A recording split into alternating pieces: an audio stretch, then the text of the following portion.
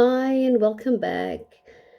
Yes, the title of the video is just to, your own alignment. And what does that really mean, your alignment? It's really people think I've got to get aligned. I can't I'm getting triggered left, right, and center by my boss, by my family, my kids, my spouse, my partner, my siblings, my mom, my dad, etc., society, traffic. And, it's this constant pressure that you put on yourself to, what is wrong with me? Why can't I? It's that inner narrative of what is wrong with me?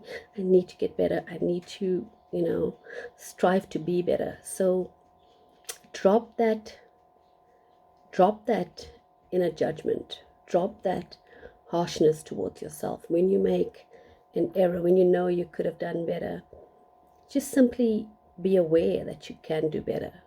That's it.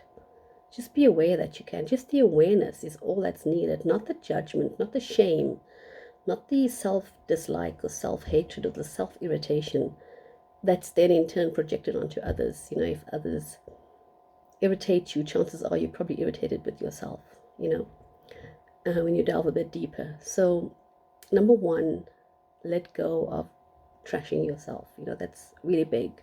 It's really big when you want to transcend and become a cosmic being, and when you want to leave the these lower, I'd call it lower concerns of separation from higher self or God, separation from who you really are, and who am I, what am I doing. When you start closing the gap and you're no longer concerned about those things, when you're doing the inner work, you start to become closer to your higher self, and you start becoming more and more aligned inside, and you're no longer concerned with those lower vibrational fears, because they're really fears that are coming back and projecting themselves onto you as separation and isolation from your true self. That's really what they are. When you start actually feeling that closeness, and you start accepting, and you start loving yourself, and that takes inner work, that takes discipline. There's no getting around it. And there's no getting around that it's inner work, and there's no getting around that it's not an overnight fix. It doesn't have to be like before, where it's decades of sitting in a mountain, but it's not an overnight. For most of us that have built-in trauma encoded in our DNA and in our psyche and in our emotional body and in our heart, we've got trauma that's been encoded there. When you start releasing that trauma, and when you start aligning, what you're doing is, when you go back into society, when you come out of that inner relationship and you start transacting with the world around you, the external world, it's not that you're looking for alignment with the people around you, or the companies, or the governments, or the entities, or the human beings around you. You're not looking for alignment with someone, because that's where we get stuck, and that's where we get lost, because we constantly are on this kick of, oh my gosh, that didn't go well, this didn't go well, and I'm not aligned to this person, they're not aligned to my values, they're not aligned to my lifestyle, I need to block this person or cut them out, or blah blah blah. So those are lower based concerns, because really they are really projections of self. So by cutting them out and blocking them out, you're really blocking yourself out, and you don't want to also force your alignment on somebody. I need to, if I'm with them, I'm going to heal them. No, you don't have to heal them. They are on their path of healing, whatever they're doing. The only thing we have to do is offer up our own alignment to the world. This is something Esther Hicks said, actually, to give credit to where it's come from. And the conversation was about offering your own alignment to the world. And whoever wants to partake of your alignment, they will come forward, they will step forward. So just being aligned, being fulfilled, and being at peace within yourself, that's the game changer. Not going out there to try to change everything, because the minute your vibration rises, the law of pi, the law of critical mass in science, and it's actually a nuclear term, critical mass, in terms of uranium. If you have enough uranium, that's really what creates it. But to take that concept forward, the law of critical mass, every particles, as Wayne Dyer said, particles and subatomical material, given the right conditions in the way it's arranged, as per the 100th monkey. We'll do another video on the 100th monkey example and what that means. But things will align and things will settle at a certain level of where everyone needs to be.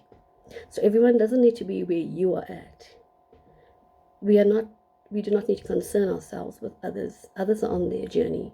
Let's respect that. Let's leave them be. If they want to know, hey, what is it? What's happened? You were like this, and now you just seem different. You sound different, and tell me more about it.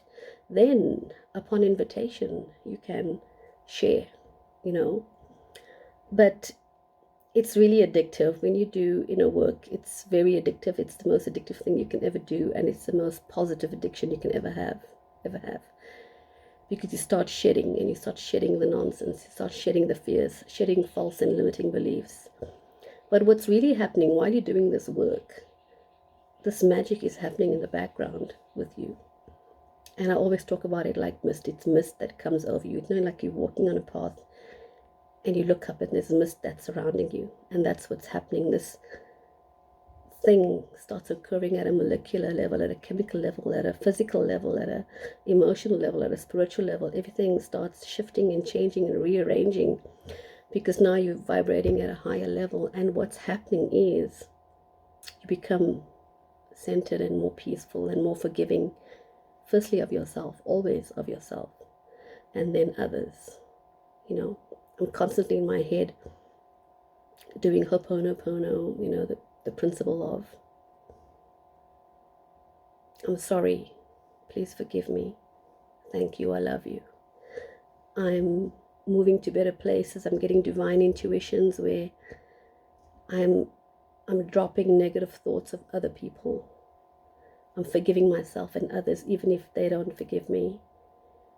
I receive forgiveness from their higher selves,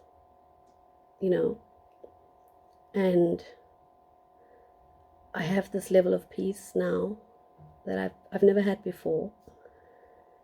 And because of that, synchronicities are starting to happen. Miracles are starting to unfold and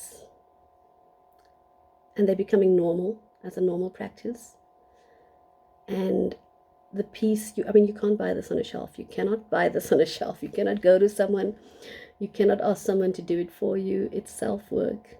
And it's a game changer when you align. You start existing from the field of pure potential, and you start creating things from the field of pure potential. And you start existing through creativity, imagination, innovation, intuition, all these amazing 6 sensory states. Your will, your memory starts to align as well, and you're given an opportunity to exist as a cosmic being in this space, and that allows you to navigate your life a lot better, with a lot more divine control and a lot more internal alignment. So you're no longer concerned with competition, what the other person is doing, because you understand that they are on their journey. That's what you understand, that they are on their journey and you are on yours. So what's happening to them has got nothing to do with you, and vice versa. You're no longer as defensive, you're less triggered, and it's just like multiple things. I can't even list all the miraculous things, the way in which you change, but Don't be ashamed of who you were, your old self. Don't be ashamed of all the things you've done and how you behaved at a certain point in time and what people think of you, and if they think, who are you to be this person now that you claim to be? Don't get involved. Those are just merely their projections, their perceptions based on their journey. It's got nothing to do with you. What you think of me has got nothing to do with me. Your good or bad opinion of me, this is another one of the incredible things that have come out. Like, somebody's good or bad opinion of me is not an indication of my self-worth and who I am. So who I am is not dependent on your compliment or your insult.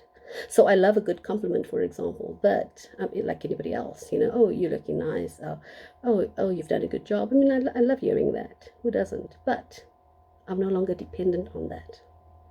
I'm no longer seeking that to define who I am. That is the difference when it comes to alignment. Okay? So don't look for alignment with others. Just let others be, and just get aligned with yourself and who you are. And that's what you offer up to the world.